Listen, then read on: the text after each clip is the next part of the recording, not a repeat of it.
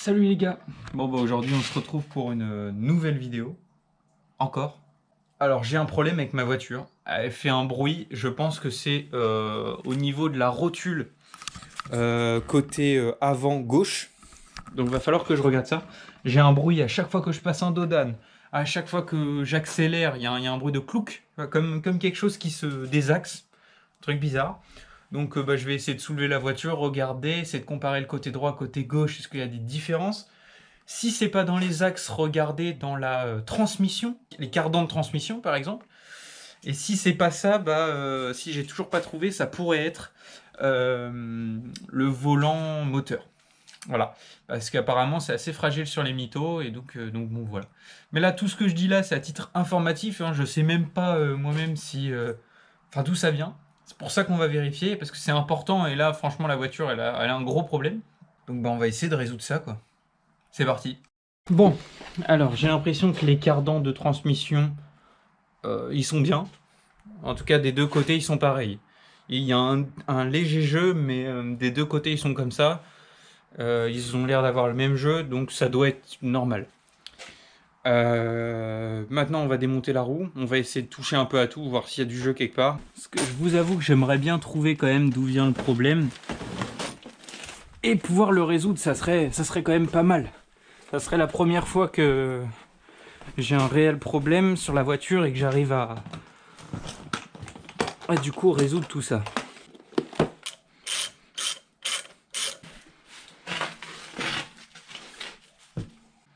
Il est un peu craquelé le truc là, mais bon. Sinon la biellette de Barstab, elle bouge pas. Hein. Peut-être que ça peut venir d'ici. Les silent blocks que je vais bientôt changer en plus. Ça c'est tout pourri aussi. Bon, bah là visuellement comme ça, franchement je vois pas grand chose. Je vois pas ce qui va pas en fait. Ah, ok, ouais. Il y a clairement un jeu. Bon, on va voir de l'autre côté s'il y a la même chose. Donc je vais faire la même chose de l'autre côté. Je vais pas vous filmer parce que je vais juste soulever la voiture et bouger la roue au même endroit que je le fais là. Je vais regarder s'il y a un bruit comme ça. Mais là, dans tous les cas, là c'est pas normal. Il n'y est pas censé avoir un jeu comme ça à l'avant. Donc voilà, je vais regarder quelques vidéos pour savoir d'où ça vient. Donc c'est sûr, hein, maintenant, hein, comparé à toutes les autres roues, j'ai testé toutes les autres roues, il n'y a pas de doute, ça vient bien de là. Donc sur ça, j'avais raison. Par contre, maintenant, le plus compliqué, c'est de trouver d'où ça vient. La biellette de direction, donc qui est reliée à l'axe. Est-ce que ça vient de la biellette de Barstab? En fait, j'ai l'impression qu'il y a un jeu entre l'amortisseur et tout le bloc qui tient le frein, la roue, tout ça. Donc va falloir que je regarde ça, mais ma première hypothèse c'était de resserrer la coupelle d'amortisseur pour voir, parce que c'est le premier truc que t'as pas besoin forcément d'acheter, et t'as juste à resserrer, sauf que sur les mythos, forcément c'est un peu chiant, c'est mal branlé juste pour ça, mais il y a plein de choses qui sont bien faites sur les mythos, mais par contre quand il s'agit des amortisseurs, pour vous montrer, ici on a la coupelle d'amortisseur avec le petit écrou, voilà, pour resserrer la coupelle. Notre problème, c'est que comme on voit, il y a une grille devant, et donc tout le plastique, il longe, voilà, tout du long, il fait la baie de pare-brise, voilà. Et pour l'enlever, il faut enlever les essuie-glaces. Essuie-glaces que j'ai cisaillés, en plus de ça, une vis que j'ai cisaillée. Mais pour les enlever, bien sûr, il faut des extracteurs, comme pour les roulements. Donc bien sûr, j'ai pas l'outil.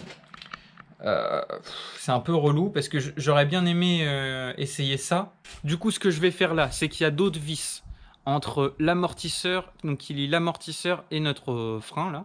Je vais essayer de les revisser un peu plus et peut-être que notre jeu partira.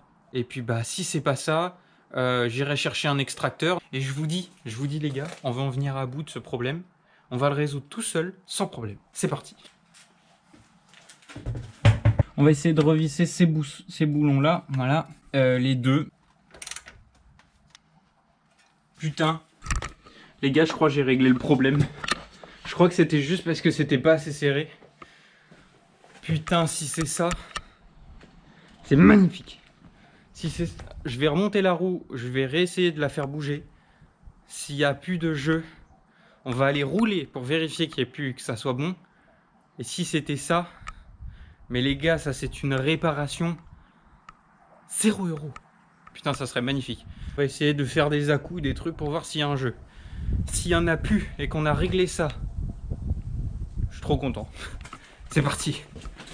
On remonte tout ça. Ok, on repose. On va aller tester des gros dodanes là-bas, plus loin. On va donner des petits à-coups. C'est ce que j'avais fait l'autre jour.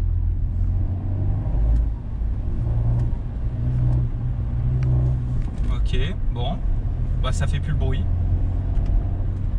On est bon, hein? Putain, je suis content. Allez, le test des dodanes. Et si ça passe le test des dodanes, c'est que c'est tout bon. C'est parfait. Il y a un deuxième dodane qui est encore plus violent. Bon, lui, je peux pas le passer en troisième parce que sinon, on va tout arracher. Waouh, la MX5 de fou!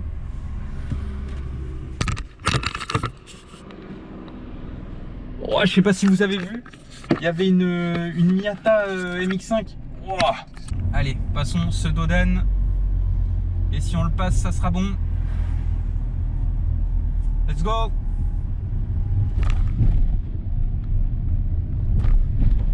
Et c'est validé, il n'y a plus de problème. On a réglé le problème. Putain. Bon, bah sur ce, je crois que c'est la fin de la vidéo. Voilà. Petite conclusion du coup, c'était juste la vis que je vous avais montré en fait, une des deux vis ou les deux, qui étaient mal serrées de l'amortisseur. Voilà, tout simplement. Donc je les ai resserrées, même pas d'un tour, peut-être un demi-tour. Et puis bah, voilà, il n'y a plus du tout de jeu. J'ai aucune expérience dans l'automobile, dans la mécanique, aucune. Je regarde des vidéos, je comprends comment ça marche, les différents éléments entre eux. Et puis en fait, à force de tâtonner, de toucher un peu tout, de regarder et d'essayer de comprendre d'où vient le problème, et ben on finit par trouver. Et en plus de ça, par chance, c'est que en tâtonnant comme ça, j'ai pas eu besoin d'acheter des pièces, j'ai juste eu besoin de resserrer des vis. Donc cette réparation nous a coûté 0 €. Et ça, c'est juste magnifique. Merci d'avoir regardé cette vidéo. Pour une fois, je suis content. C'est pas souvent. En tout cas, à plus dans de prochaines vidéos. Et on se retrouve avec des trucs encore mieux et des modifications encore plus folles. À plus les gars.